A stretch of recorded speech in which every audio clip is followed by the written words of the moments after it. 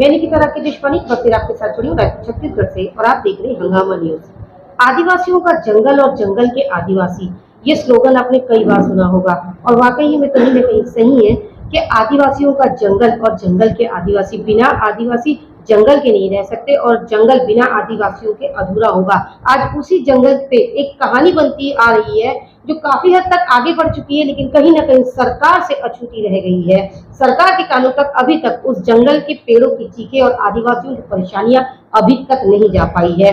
जंगल में जो आदिवासी है वो आदिवासी उसी जंगल से अपना जीवन यापन करते हैं जिस जंगल की कटाई इस वक्त चालू है। जी हाँ, हम हसदेव के उस हरे भरे जंगल की बात कर रहे हैं जो आज सूखियों में बना हुआ है। आइए इस विषय पर 26 तारीख को होने वाले एक आंदोलन से जुड़े हुए कुछ मेंबर से हम बात करते हैं जो आदिवासी संस्था से जुड़े हुए हैं, उनसे जुड़ते हैं और उनसे इस जंगल के बारे में कुछ और जानने की कोशिश करते हैं। और हमारी कोशिश ये रहेगी कि ये बातें सरकार तक अब तो कम से कम चली जाए और हसदेव के उस जंगल की कटाई को कम से कम रोक दिया जाए। एक पेड़ काटो और 10 पेड़ लगाओ, ये स्लोगन दिया गया था, लेकिन ये कहीं ना कहीं फॉलो नहीं हुआ है। सिर्फ और सिर्फ कटाई चल रही है। यदि वो एक तरफ कटाई करते हैं तो दूसरी तरफ उन्हें एक नया जंगल रेडी करना चाहिए, लेकिन ये भी नहीं हो रहा है। पूरी तरह से जंगल बर्बाद हो रहे हैं। आइए जुड़ते हैं और आगे चर्चा करते हैं। अभी जो बात चल रही है सरकार के विरोध में, हसदेव बचाओ आंदोलन, हसदेव को आखिर बचाना क्यों चाहते हैं आदिवासी लोग? और न केवल आदिवासी बल्कि देश और प्रदेश के लोग भी इस जंगल को बचाने के लिए अपने अपने ढंग से आंदोलन कर रहे हैं। विगत 3 साल से हम लोग लगातार देख रहे हैं। वैसे तो 10 साल से आंदोलन चल रहा है, लेकिन जब देखे कि सरकार खदानों को रोक नहीं रही है और बल्कि उसके दायरा बढ़ा रही है, तो लोगों में उत्सुकता और जागरूकता दोनों बढ़ी। और हमारे यहाँ रूढ़िजन्य परंपरा है, हमारा सिस्टम है, हम जंगल को अपना देवी घर या पुरखे के रूप में मानते हैं। अगर जंगल उजड़ गया तो हमको किसी भी तरीके से आप 10 मंजिला मकान दे दोगे तो हम नहीं रह पाएंगे।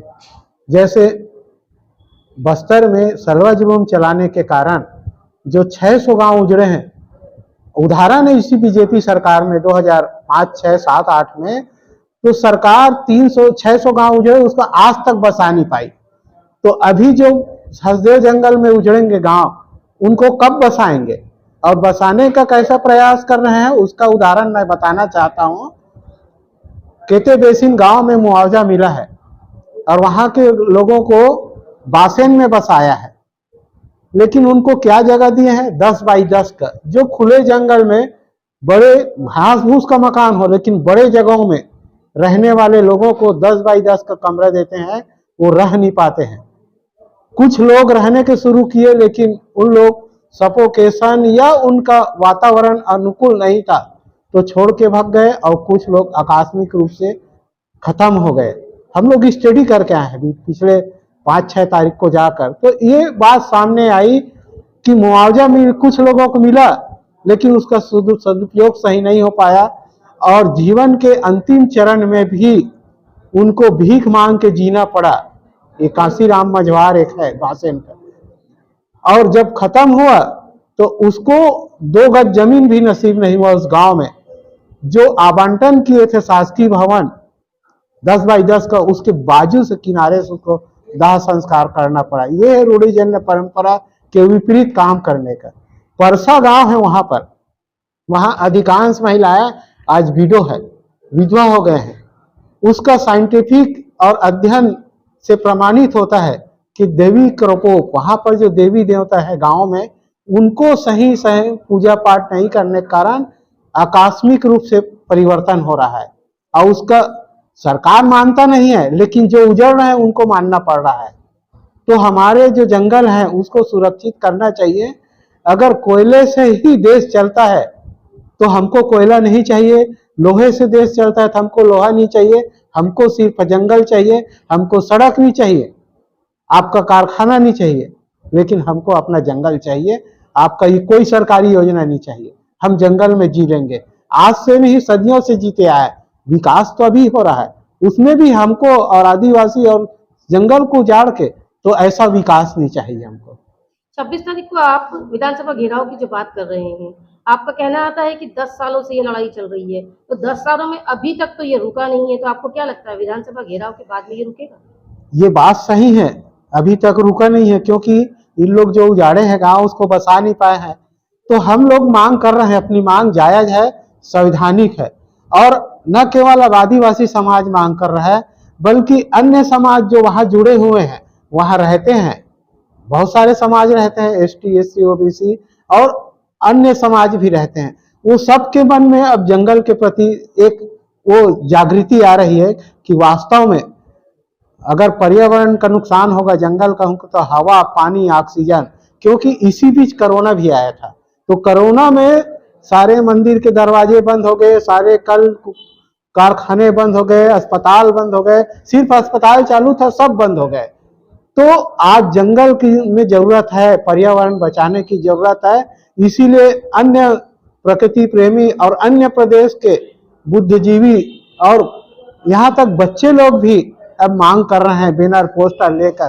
तो ये आंदोलन एक रूप से जनता में जागरूकता लाने के लिए है कि जंगल को कैसे बचाया जाए।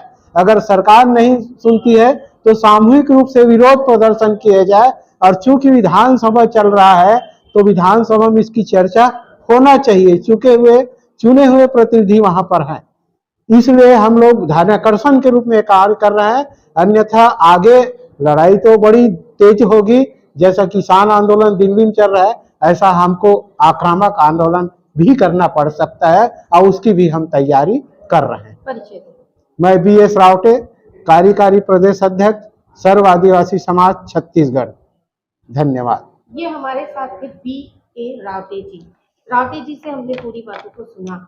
आज जहाँ जंगल पूरी तरीके से बर्बाद होते आ रहे हैं और जैसे नई फैक्ट्रियां और खदानें वहां पर खोली जा रही है, ये भी हमारे लिए जरूरी क्योंकि विकास इसी से होगा। लेकिन एक तरफ विकास करके दूसरी तरफ नुकसान करना, ये भी सरकार का एक गलत पॉलिसी हो रही है। जंगल जो कोरोना टाइम में हमारे लिए बहुत ज़्यादा इम्पोर्टेंट थे क्योंकि ऑक्सीजन की उस समय लगातार हमें ज़रूरत पड़ रही थी और ये सभी ने देखा कि हमें आर्टिफिशियल ऑक्सीजन उस वक्त इस्तेमाल करनी पड़ी। यदि हमारे पास में नेचुरल ऑक्सीजन पर्याप्त होती तो शायद कोरोना से लड़ने में उस वक्त वो आर्टिफिशियल ऑक्सीजन कम काम आते। बेहतरीन खबरों के लिए बने रहे हमारे साथ और देखते रहिए हंगामा न्यूज़।